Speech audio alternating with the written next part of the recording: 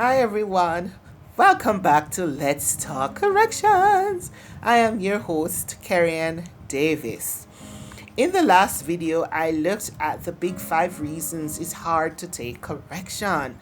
For the purposes of this video, I will be looking at point number 1 in more details, and that is having a grandiose view of self. As a means of recap, let me tell you the other 4 points. Point number 2 is receiving correction humbles an individual. Some persons are complacent and refuse to learn and grow. And you do have individuals who are consumed by pride. I never can do anything wrong. And then finally, the individual who thinks he or she is better than the person who's trying to correct them. So let's drill a little deeper into this grandiose persona. It is characterized by an unrealistic sense of superiority, and with disdain they view others as inferior. They feel like they are unique and out of this world. Everyone else is wrong and they are right. The larger-than-life kind of apostle. They portray an image of invulnerability. They think that they cannot feel hurt or get wounded.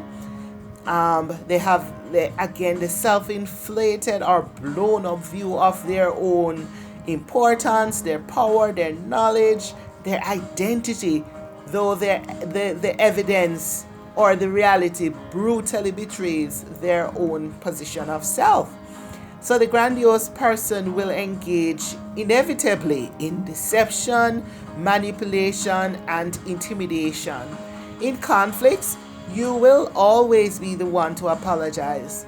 Subsequently, the grandiose person becomes a charming individual until there is another conflict. How do they infringe on others? Follow me.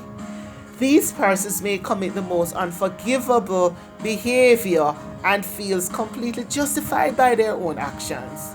They will turn on both their enemies and cheerleaders alike. They will use cruelty to consolidate power instead of reasoning that is grounded in morality. So it's either their way or the highway. But let's talk corrections.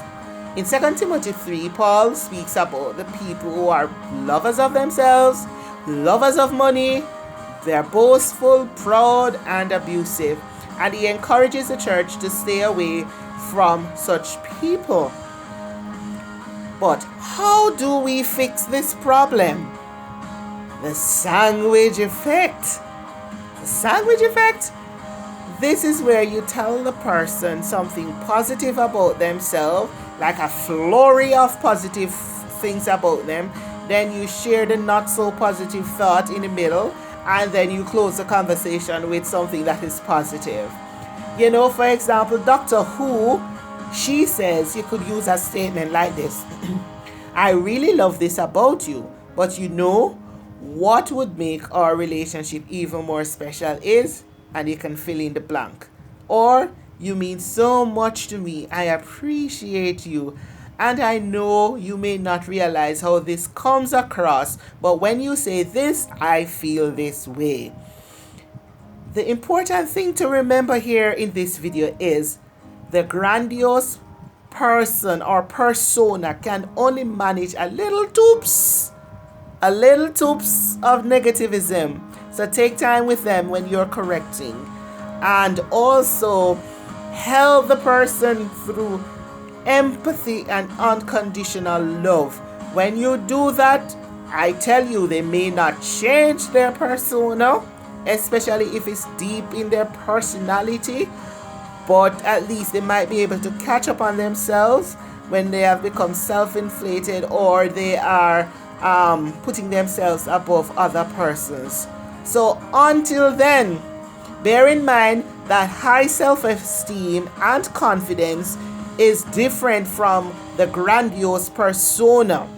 So it's okay to have a high self-esteem and it's okay to have confidence, but it's not okay to think you're better than somebody else or to put down others. So until then, let's talk corrections. Peace. I am out.